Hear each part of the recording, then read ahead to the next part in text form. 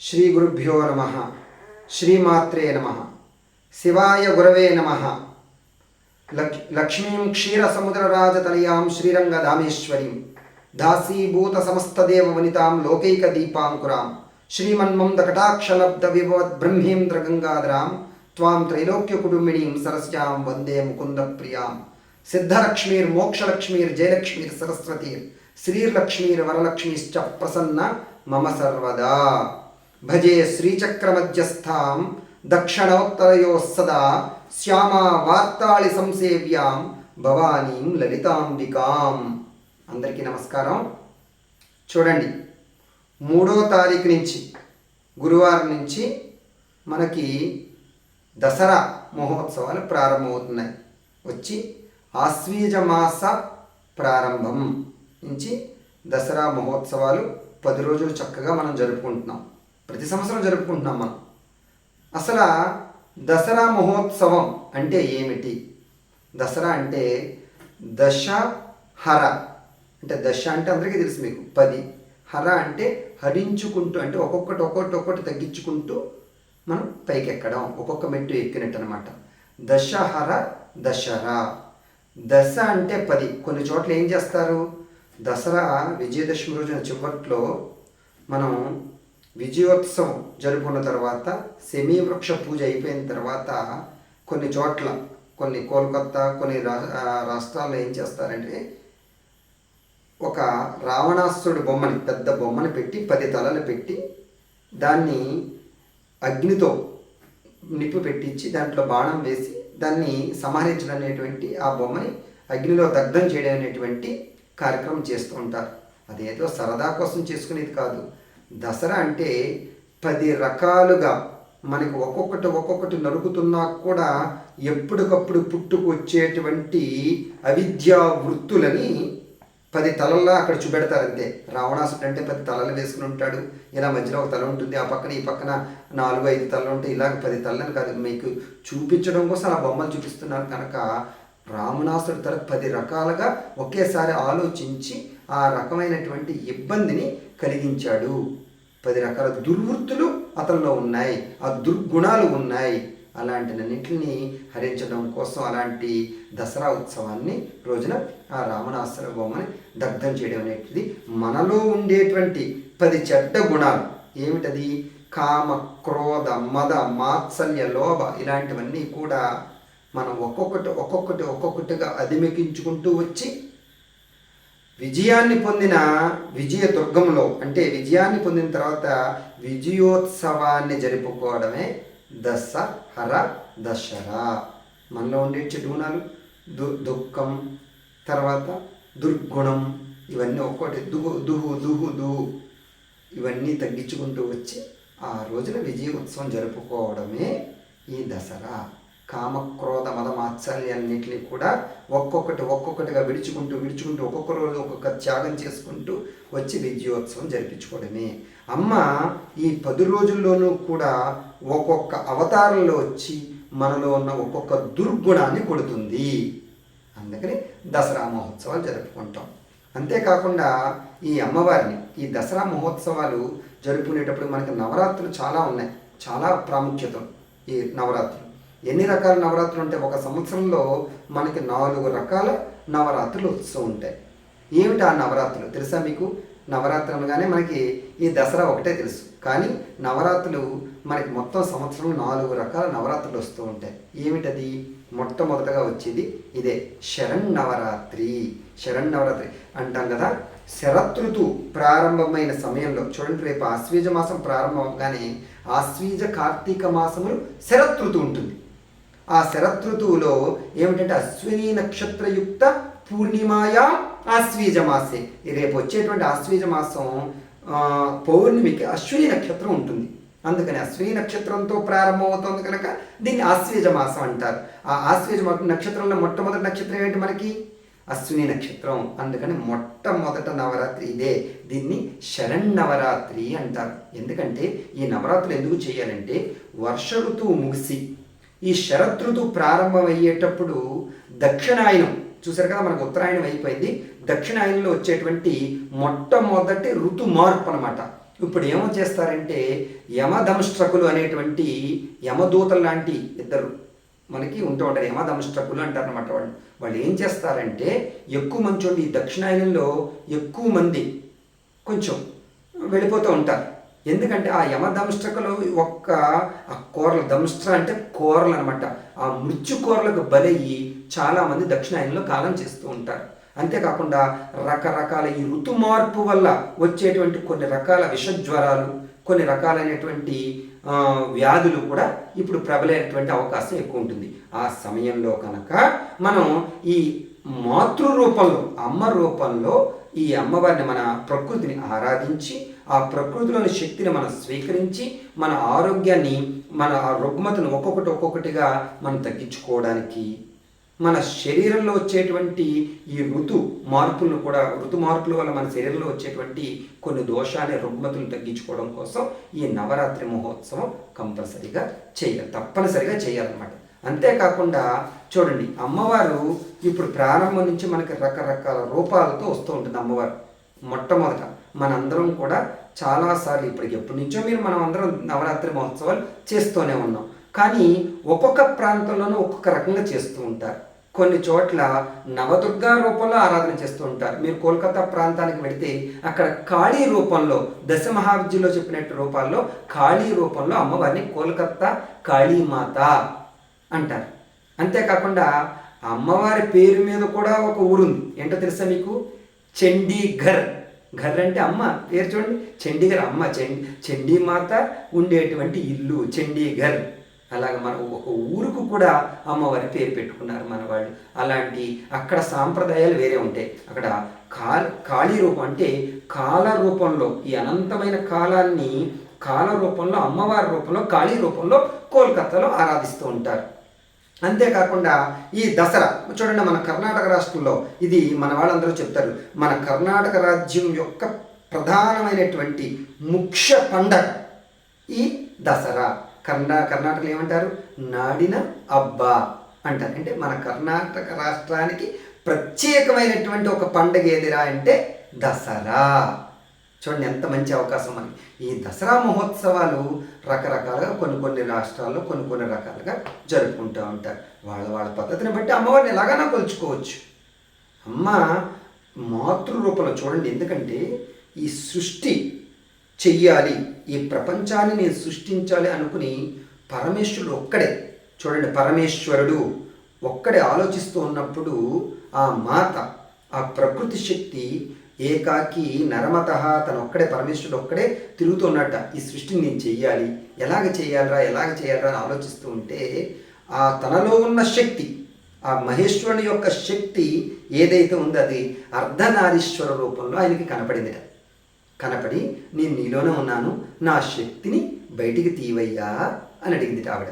అప్పుడు అందుకని మనకు అర్ధనారీశ్వర ఫోటో చూస్తుంటారు మీరు అందరూ, సగం పార్వతి సగం ఆయన ఎడమ భాగంలో కనపడింది ఆవిడ. ఎడమ భాగంలో కనపడగానే అప్పుడు ఆయన ధ్యానంలోకి వెళ్ళి ఆయన యోగ శక్తి వల్ల ఆ ప్రకృతిని బయటికి తీశాడు ఆయన. బయటికి రాగానే ఆవిడ ప్రకృతి అయింది. ఆ ప్రకృతి అంటే ఏమనుకుంటున్నారు? అంటే ప్రథమం, అంటే ప్రధానం, అంటే ప్రత్కృష్టం, దానికి మించింది ఇంకోటి లేదు అని అర్థం. అదే ప్రథమం, అదే ప్రధానం, అదే ప్రత్కృష్టం, అంతే, దానికి మించింది లేదు అని అర్థం అనమాట. అలాంటి ప్రకృతి శక్తిని తీసి ఈ ప్రపంచాన్ని మనం సృష్టించాలి అనుకున్నట్ట. చూడండి, మనం ఎందుకైనా చేస్తాం, దేనికోసం చేస్తాం? అక్కడ ఉంటే మనం ఒక ఇల్లు కట్టాలనో లేకపోతే ఒక సంతానాన్ని ఏదైనా మనం చేయాలని ఎందుకు చేస్తాం? వాళ్ళ మీద ఉండే ప్రేమ వల్ల చేస్తాం. పరమేశ్వరుడికి ప్రేమ పుట్టింది కనుక ఈ ప్రపంచాన్ని సృష్టించాడు. పరమేశ్వరుడు సృష్టించాడు కనుక మనది ప్రపంచము అయిందనమాట. అందుకని ఈ ప్రపంచాన్ని సృష్టి మొదలు పెట్టాలని చెప్పి ఆ పరమేశ్వరుడు ఆ ప్రకృతితో శబ్దమయ్యాడు. అప్పుడు ఎవరిద్దరే చేయలేరు కదా, అందుకని ఏం చేశాడు? కొన్ని రూపాలు సృష్టించాడు. ఎలాగంటే ఆద్యాశక్తి మహేశ్వశ్చ చతుర్థ భిన్న విగ్రహ కోపే చ కాళికా రూపే దుర్గా రూపే చ సంగరే భోగే చ భవానీ రూపా సా పుంరూపం వా మదర్పితం. ఇన్ని రకాలుగా ఆ శక్తి ఎన్ని రకరకాల కోటి భిరావృత ఆ ప్రకృతి శక్తి కోటి రూపాలు దాల్చింది. ఎందుకు? మనల్ని రక్షించడం కోసం. ఆ పరమేశ్వరుడు సృష్టించాడు మనల్ని రక్షించడం కోసం. చూడండి, మనం ఏదైనా ఒక పనో లేకపోతే ఏదైనా ఒక కార్యక్రమం చేయాలంటే మొట్టమొదటగా ఆ కార్యక్రమం ఎలా చేయాలి, ఆ పనిని ఎలాగ చేయాలి అనేటువంటి ఒక జ్ఞానం, ప్రణాళిక మనకు ఉండాలి. ఆ జ్ఞానాన్ని పరమేశ్వరుడు ప్రకృతిలోంచి ఒక భాగాన్ని పక్కకు తీశాడు. తీయగానే ఆ పరమేశ్వరుడి జ్ఞానమే సరస్వతి. చూడండి, మనకు కావాలి కదా, ఆ శారదాదేవి కావాలి కదా. విద్యల తల్లి ఆవిడ. ఆ శారదాదేవిని తీశాడు. జ్ఞానం అంతా శారదాదేవి రూపంలో తీశాడు. తర్వాత ఆ ప్రకృతిలోంచి మళ్ళీ ఏం చేశాడు ఆయన? మనం చూడండి, ఏదైనా చేయాలంటే మనకి సంపత్తు కావాలి. సంపత్తు కావాలంటే పాపం ఆయన పరమేశ్వరుడు ఏ వరల్డ్ బ్యాంకు ఎక్కడికో లోన్లకి వాటికి వెళ్ళలేదు పాపం. ఆయనలో ఉన్నటువంటి సంపత్తునే బయటికి తీసి ప్రపంచంలో పెట్టాడే. ఆ సంపత్తే మహాలక్ష్మి. చూడండి, ఈ పని చేయాలంటే నాకు ఒక ధైర్యం ఉండాలి కదా, గట్స్. ఆ ధైర్యం ఉండాలి. ఆ ధైర్యం అంతా ఆ పరమేశ్వరుడు తన ఎడమ భాగంలో కనపడినటువంటి అమ్మవారి శక్తిని తీసుకొచ్చి పక్కన పెట్టాడు. ఆ శక్తియే దుర్గా. ఇప్పుడు ఎంతమంది వచ్చారు? సరస్వతి, లక్ష్మి, దుర్గా. మీరు లలితా శాస్త్రంలో చదువుతున్నారు కదా. ఇచ్ఛాశక్తి, జ్ఞానశక్తి, క్రియాశక్తి స్వరూపిణి. ఈవిడే. ఈ ముగ్గురు కలిపితేనే ఇచ్ఛాశక్తి, జ్ఞానశక్తి, క్రియాశక్తి. ఆ పరమేశ్వరుని యొక్క సంకల్ప శక్తితో పుట్టినటువంటి ఈ లలితా పరమేశ్వరి, ప్రకృతి ఇలాంటి తల్లి నుంచి ఇవన్నీ కూడా ఒక్కొక్కటి పుట్టుకుంటూ వచ్చాయన్నమాట. అందుకని తర్వాత ఇంకేం చేయాలి? ఇవన్నీ చేయాలంటే ఒక కాంతి ఉండాలి ఆయనలో, ఒక తేజస్సు ఉండాలి. ఇవన్నీ చేయగలిగడానికి ఆయన తేజస్సు ఉండాలి. ఆ తేజస్సుని వేదమాత అయినటువంటి గాయత్రీదేవిగా పెట్టాడు ఆయన. అది ఎక్కడ పెట్టాడు? సూర్యమండలం. సూర్యుని చూడండి ఎంత తేజస్సుగా ఉంటాడు. ఆ ఓజోసి అని మేము చదువుతూ ఉంటాం. ఆ తేజస్సు సూర్యమండలంలో పెట్టాడనమాట. అది సూర్యుడు. చంద్రమండలంలో ఆ గాయత్రీదేవి స్వరూపంలో ఉన్నటువంటి తేజస్సుని పెట్టాడు. ఎందుకు చేయాలండి? ఆ పరమేశ్వరుడు ఈ సృష్టి చేశాడు, ఎంత సంపత్తి ఇచ్చాడు, ఎంత జ్ఞానం ఇచ్చాడు. ఆయనకి ఎవరన్నా మనం జీతం ఇస్తున్నామా? తెల్లారి లేచి సూర్యుడు ఉదయిస్తున్నాడంటే ఇంకా ఆ పరమేశ్వరుడికి మన ప్రపంచం మీద ప్రేమ ఉండబట్టే సూర్యుడు ఉదయిస్తున్నాడు. చంద్రోదయం అవుతోంది, సకాలంలో వర్షాలు పడుతున్నాయి, పంట పండుతుందంటే ఆ పరమేశ్వరుడు యొక్క శక్తి పనిచేయబట్టే మనకి ఇవన్నీ కలుగుతున్నాయి. లేకపోతే మనకి ఏమీ కలగవు. ఆలోచించారు ఎవరన్నా? మనం ఏమో ఆలోచించాం. తెల్లారు లేస్తున్నాం, సూర్యుడు ఉదయిస్తాను, మనం లేస్తున్నాం. ఆ సూర్యుడు ఉదయించాడంటే ప్రపంచం మీద ఇంకా ఆ ప్రకృతికి మన మీద ప్రేమ ఉందని అర్థం. సూర్యుడు ఉదయించకపోతే మనం అందరం ఏమైపోతాం? చూడండి, అందుకని ఆ ప్రకృతి శక్తి ఆ గాయత్రీదేవి రూపంలో పెట్టాడనమాట. ఇంకా ఐదో శక్తి ఎవరు? ఎంత చేయాలంటే ప్రపంచం మీద ఆయనకి ప్రేమ ఉండాలి. ఆ ప్రేమనంతా ఇలా తీసి రాధా రూపంలో పెట్టాడు. చూడండి, రాధాతత్వంలో ఏదో రాధాదేవి అనగానే శ్రీకృష్ణుడి పక్కన ఉంటుంది, ఆవిడే రాధాదేవి అనుకుంటారు. అసలు రాధాతత్వం ఏమిటంటే అందరికన్నా ప్రేమతత్వం, ప్రేమని పంచేటువంటి తత్వం. ఆ రాధాతత్వంలో ఆ ప్రేమని, ఆ పరమేశ్వరుడు యొక్క ప్రేమని ఆ రాధాదేవి కింద సృష్టించాడు. ఇలాంటి 5 శక్తుల్ని మనం రకరకాల రూపంలో ఒక్కొక్క మనకి ఏమి కావాలో ఆ రకంగా మనం ఈ 9 రోజులు అమ్మవారిని నవరాత్రులు 10 రోజులు ఆరాధన చేసుకుని ఆ ప్రకృతి శక్తి యొక్క ప్రాణశక్తిని మనం పొంది మనం చేసేటువంటి అన్ని వ్యవహారాలను జయాన్ని పొందడానికి ఈ దసరా అత్యంత ప్రభావకారమైనటువంటి ఈ నవరాత్రి మహోత్సవం. ఈ నవరాత్రి మహోత్సవాన్ని అందరూ కూడా ఎలాగ ఆస్వాదిస్తూ చేయాలి? చూడండి, చాలామందికి నియమాలు ఉంటాయి. అసలు ఏం నియమాలు పాటించాలి, ఎలా చేయాలి, ఇలాంటివి అందరికీ చాలామందికి సందేహాలు ఉంటాయి. ఆ సందేహాలన్నీ నివృత్తి చేస్తాను. ఏమి చేయాలి? చూడండి, దసరా ప్రారంభోత్సవానికి పూర్వం అంటే కొంతమంది ఏం చేస్తారు? తమ గృహంలో చేసుకుంటారు, లేదంటే ఆలయంలో కలశ స్థాపన చేసి దసరా మహోత్సవాలు చేసుకుంటారు. అంతేకాకుండా ప్రతి గృహంలోనూ కూడా ముత్తైదులందరూ కూడా ఈ దసరా ఉత్సవాన్ని జరుపుకుని అమ్మవారిని ఆహ్వానించి కూర్చోపెట్టి చేసేటువంటి కార్యక్రమమే ఈ దసరా. చూడండి, ఎలా చేయాలి? మొట్టమొదటగా మన గృహాన్ని రేపటి రోజున శుభ్రంగా పెట్టుకుని, శుభ్రంగా అలంకారం చేసుకుని, రంగవల్లిని వేసుకుని, అమ్మవారి సింహాసనం ఉంటుంది కదా, మనం పూజా మందిరంలో ఒక సింహాసనంలో రంగవల్లి అష్టదళ పద్మాలు వేసి అందులో కొంచెం బియ్యం పోసి దాని మీద ఒక కలశ స్థాపన చేసుకోవాలి. మనం కలశాన్ని పెట్టుకొని కలసం మీద ఒక రవికల బట్టను వేసుకుని చక్కగా అలంకారం చేసుకుని మీకు ముఖం అమ్మవారి ముఖం అది ఉంటే పెట్టుకుని చక్కగా చీర కట్టచ్చు, అన్నీ చేసుకుని ఈ 10 రోజులు 9 రాత్రులు నవరాత్రులు కూడా అమ్మవారిని మేము ఏ రోజు ఏ విధంగా ఏ అవతారాల్లో మనం ఆవాహన చెయ్యాలి, అమ్మవారి షోడశ ఉపచార పూజలు ఏంటి అందరికీ కూడా క్లుప్తంగా ఒక 20 నిమిషాలలో మీకు పూజ జరిగే విధంగా మీ అందరికీ కూడా మేము ప్రతిరోజు ఏ అమ్మవారి అవతారం అయితే ఉంటుందో ఆ అమ్మవారి అవతారంలో ఉండేటువంటి ధ్యాన శ్లోకాలు, పంచవిధ పూజలు, షోడశోపచార పూజలు అన్నీ కూడా మీకు మీ కింద వీడియోలో మేము పీడిఎఫ్లో కానీ వివరణతో కానీ ఇవ్వడం అనేది జరుగుతుంది. అందరూ కూడా మన ఛానల్ ద్వారా వచ్చేటువంటి ఈ నవరాత్రి మహోత్సవాన్ని తప్పకుండా వీక్షించి ప్రతిరోజు కూడా ఆ ప్రకృతి శక్తిని మనం ఆరాధించుకోవడం వలన మన ప్రాణశక్తి పెరుగుతుంది. ఈశాన ప్రాణద ప్రాణో జ్యేష్ఠ శ్రేష్ఠ ప్రజాపతి చదువుతున్నాం కదా మనం. అందుకని ఆ ప్రాణశక్తి పెరగాలి. ప్రాణశక్తి పెరగాలంటే మన ప్రకృతిలో ఉన్న శక్తిని మనం గ్రహించుకోవాలి. అంతేకాకుండా ఈ దసరా మహోత్సవాలు శరన్నవరాత్రులు, ఇది ఒకటి చెప్పాను నేను మీకు. ఈ శరన్నవరాత్రుల్లో ఏ అమ్మవారిని మనం ఆవాహన చేస్తాం? మొట్టమొదటిగా మన విధానం అంటే మనకి విజయవాడ, మైసూరు ఈ చోట్ల జరిగేటువంటి విధానంలోనే మనం ఈ నవరాత్రులు చేస్తున్నాం.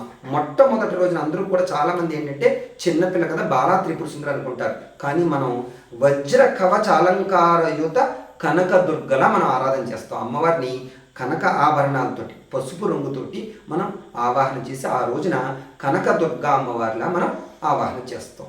రెండో రోజున అమ్మవారిని బాలా త్రిపుర సుందరిలా మనం అలంకారం చేస్తాం. మూడో రోజున వేదమాత అయినటువంటి గాయత్రీదేవి స్వరూపంలో మనం అలంకారం చేస్తాం. నాలుగో రోజున అన్నపూర్ణ అన్నదాయిని శంకర ప్రాణవల్లభే అయినటువంటి భిక్షాం దేహి పార్వతి అన్నటువంటి అన్నపూర్ణ రూపంలో మనం నాలుగో రోజున ఆవాహన చేస్తాం. ఐదో రోజున అమ్మవారిని లలితా త్రిపుర సుందరి పంచమి రూపంలో ఉన్నటువంటి లలితా త్రిపుర సుందరిని మనం ఆవాహన చేస్తాం. ఆరో రోజున అమ్మవారిని సరస్వతి రూపంలో ఆవాహన చేస్తాం. ఏడో రోజున అమ్మవారిని లక్ష్మీ రూపంలో మనం ఆవాహన చేస్తాం. ఎనిమిదో రోజు దుర్గాష్టమి, మీ అందరికీ తెలుసు, దుర్గా రూపంలో మనం ఆవాహన చేస్తాం. తొమ్మిదో రోజున అమ్మవారిని మహిషాసుర మర్దిని, మహిషాసురుని సంహరించినటువంటి అమ్మవారిలాగా మహిషాసుర మర్దినిలాగా మనం ఆవాహన చేస్తాం. ఇంకా 10వ రోజు లలిత త్రిపుర సుందరి, లేకపోతే అంటే రాజేశ్వరి, రాజ్యదాయిని, రాజ్యవల్లభ, రాజకృప, రాజపీఠ నివేశిత మనం చదువుతున్నాం కదా.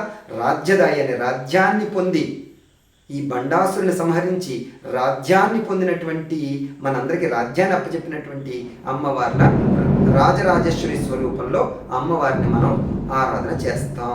ఈ విధంగా 10 రోజుల అమ్మవారి అలంకారాలు, అమ్మవారికి ఏమీ మీరు పదార్థములు నైవేద్యం పెట్టాలి, అదేవిధంగా అమ్మవారి పూజా విధానం ఏమిటి అవన్నీ కూడా మరుసటి రోజు వీడియోలో మీ అందరికీ తెలియపరచడం అనేది జరుగుతుంది. అదేవిధంగా ఈ శరన్నవరాత్రుల తర్వాత మనకు వచ్చేటువంటి ఇంకా 4 నవరాత్రులు అని చెప్పాను కదా. 4 నవరాత్రులు ఇంకా మిగిలిన 3 నవరాత్రులు ఎప్పుడెప్పుడు వస్తాయి, ఎలాగుంటుంది చూడండి. ప్రధానమైనటువంటి మాత్రం ఈ నవరాత్రులే మనందరం విశేషంగా చేస్తాం. మిగిలిన నవరాత్రులు కూడా చాలామంది చేస్తారు. ఎప్పుడెప్పుడు వస్తాయి అవి చూడండి. దీని తర్వాత మీకు వచ్చేటువంటి నవరాత్రులు వచ్చేసి శ్యామలా నవరాత్రులను వస్తాయి. ఎప్పుడు వస్తాయంటే అది ఫిబ్రవరి నెలలో మాఘమాసంలో వచ్చేటువంటి నవరాత్రిని శ్యామలా నవరాత్రులు అంటారు. పాడ్యమి నుంచి మళ్ళీ అప్పుడు కూడా మాఘమాసంలో శుక్లపక్షంలో పాడ్యమి రోజు నుంచి నవమి దాకా వచ్చేటువంటి నవరాత్రుల్ని శ్యామలా నవరాత్రులు, రాజశ్యామల లేదంటే శ్యామలా నవరాత్రులు అంటారనమాట. అది కాకుండా మనం అందరం కూడా మనం చైత్రమాసంలో శ్రీరామనవమి వస్తుంది. అప్పుడు ఆ శ్రీరామనవమికి ముందంటే చైత్రమాసంలో పాడ్యం అంటే మన ఉగాది పండగ నుంచి వచ్చేటువంటి 9 రోజుల్ని వసంత నవరాత్రులు అంటారు. వసంత మాసం, చైత్రమాసం వసంత ఋతువు వస్తుంది కదా, వసంత నవరాత్రులు అంటారు అనమాట. అప్పుడు ఆ నవరాత్రులనే లలితా నవరాత్రులు అంటారు. చూడండి, ఎందుకంటే శ్రీరాముడు నవమి రోజున ఆయన ఏమిటి, రాముడి చేతిలో ఏముంటుంది, కోదండ రాముడు ఉంటుంది. అమ్మవారి చేతిలో ఏముంటుంది, లలితా పరమేశ్వరి దీంతో మనోరూప ఇక్షు కోదండ. రామ అంటే సుందరుడు అని అర్థం, లలిత అంటే లోకాతీత లావణ్య లలిత. లలిత అంటే సుందరి విద్యన్న లలిత విద్యన్న ఒకటే. అందుకని రాముడు అంటే సుందరుడు అని అర్థం, లలిత అంటే సుందరి అని అర్థం అనమాట. అందుకని ఆ రాముడికి ఎప్పుడు కూడా లలిత అమ్మవారిని రాముడితో పోలుస్తాం, ఈ శ్యామలాదేవిని శారదాదేవిని శ్రీకృష్ణుడితో పోలుస్తాం. ఎందుకంటే వేద రాశి ఆయన శ్రీకృష్ణుడు, వేణుశ్యామల సుఖశ్యామల. ఈవిడి చేతిలో ఆయన చేతిలో వేణు ఉంటుంది, ఆయన చేతిలో మురళి ఉంటుంది, ఈవిడి చేతిలో వేణ ఉంటుంది, అంతే కదా. వీళ్ళిద్దరు నాద రూపం అనమాట. అందుకని ఆ శ్రీకృష్ణుని ఎప్పుడు కూడా మనం శారదా అమ్మవారితో శ్యామల అమ్మవారితో పోలుస్తాం, రాముడిని ఎప్పుడు కూడా లలిత అమ్మవారితో పోలుస్తాం. అందుకని రామనవమి వచ్చినప్పుడే లలితా నవరాత్రులు వస్తాం అనమాట. అక్కడికి 3 నవరాత్రులు అయ్యాయి. ఏమేమయ్యాయి? శరణ్ శ్యామలా నవరాత్రులు, తర్వాత 3వ నవరాత్రి వచ్చి మనకి వసంత నవరాత్రులు, లలితా నవరాత్రులు. ఇంకా 4వ నవరాత్రి ఎప్పుడు వస్తుంది? ఆషాఢ మాసంలో ఆషాఢ శుద్ధ పాడ్యము నుంచి నవమి దాకా వచ్చేటువంటి నవరాత్రులను ఆషాఢ నవరాత్రులు అంటారు. దీన్ని ఏమిటంటే ఈ నవరాత్రిని వారాహి నవరాత్రులు అంటారు అన్నమాట. వారాహి ఎవరో తెలుసా? అమ్మవారి క్రియాశక్తి స్వరూపిణి, ఇచ్ఛాశక్తి, జ్ఞానశక్తి, క్రియాశక్తి అన్నాం కదా. ఆ క్రియాశక్తి, ఆ ధైర్యంతో మంత్రిని దండనాథ అంటాం కదా, ఆ దండనాథ అమ్మవారే వారాహి. వారాహి అంటే అన్నదాయిని ఆవిడ. అందుకనే మీకు తెలంగాణ రాష్ట్రానికి అది వెళ్ళినప్పుడు ఈ ఆషాఢ మాసంలో విశేషమైనటువంటి బోనాల పండుగలు అవన్నీ కూడా చేసి అమ్మవారికి ఈ కుంభాలను పెట్టడం, అమ్మవారికి నైవేద్యాలు పట్టుకెళ్ళడం, ఇవన్నీ కూడా చేస్తారు. గ్రామ దేవతల రూపంలో ఉన్నటువంటి ఈ వారాహి నవరాత్రిని తెలంగాణ రాష్ట్రంలో కొన్ని చోట్ల విశేషంగా జరపడం అనేది జరుగుతూ ఉంటుంది. ఈ సంవత్సరంలో ఈ 4 నవరాత్రులు అత్యంత ప్రాధాన్యమైనటువంటిది, అత్యంత ఫలదాయకమైనది మాత్రం ఈ శరణ్ నవరాత్రే. ఇలాంటి నవరాత్రి మహోత్సవాలు మీరందరూ ఎంత చక్కగా జరుపుకోవాలండి. ఎందుకంటే అమ్మ జగత్తుని ఎప్పుడు కూడా మనం మాతృ రూపంతో చూడండి. తల్లికి 4 బిడ్డలు ఉన్నారనుకోండి, ఒకటి చెడ్డవాడు ఉన్నాడు అనుకోండి, నలుగురిని ఒకేలా చూస్తుంది. ఈ కుర్రవాడు చెడ్డవాడా మంచివాడా అన్నాడు. అమ్మ నన్ను ఎత్తుకో అని ఆ పిల్లవాడు ఏడవగానే అమ్మ ఎత్తుకుంటుంది. అందుకని అమ్మకి అందరూ సమానమే. జగత్తుని ఎప్పుడు కూడా మనం మాతృ రూపంలో ఆరాధన చేయడం వలన తొందరగా ఆ తల్లి అయ్యో నా బిడ్డ బాధపడుతున్నాడు, నా బిడ్డ బాధపడుతుంది అని వచ్చి ఎత్తుకొని మన కోరికను తీరుస్తూ ఉంటుంది, సత్ఫలితాన్ని ఇస్తూ ఉంటుంది. అమ్మ వీడు మంచివాడా వీడు చెడ్డవాడా అని ఆలోచించదు. అంటే ఎత్తుకుని ముందు వాడికి ఏమి దెబ్బ తగిలిందో చూసిన తర్వాత, వాడి కడుపు నింపిన తర్వాత అమ్మ వాడి యొక్క యోగక్షేమాలు యోచిస్తుంది. అందుకని మన అమ్మ నన్ను రక్షించు అని ఈ జగత్తుని మాతృరూపంలో ఆరాధించడం వలన వచ్చేటువంటి అమ్మ ఈ యమదంష్టకల వల్ల వచ్చేటువంటి అన్ని బాధల నుంచి మనల్ని కాపాడి మనల్ని రక్షిస్తూ ఉంటుంది. ఇలాంటి దుర్గా పరమేశ్వరికి సంబంధించినటువంటి ఈ నవరాత్రులు మనం జరుపుకోవడానికి మంచి అవకాశం దొరికింది కనుక అందరూ కూడా మన ఛానల్లో ఉన్నటువంటి అందరూ సబ్స్క్రైబర్లు కూడా అందరూ కూడా ఈ సద్వినియోగాన్ని పరుచుకొని ఈ నవరాత్రులు అత్యంత మహోత్సవంగా జరుపుకోవాలని కోరుకుంటున్నాను. సర్వే జన సుఖినో భవంతు, శాంతిరస్తు.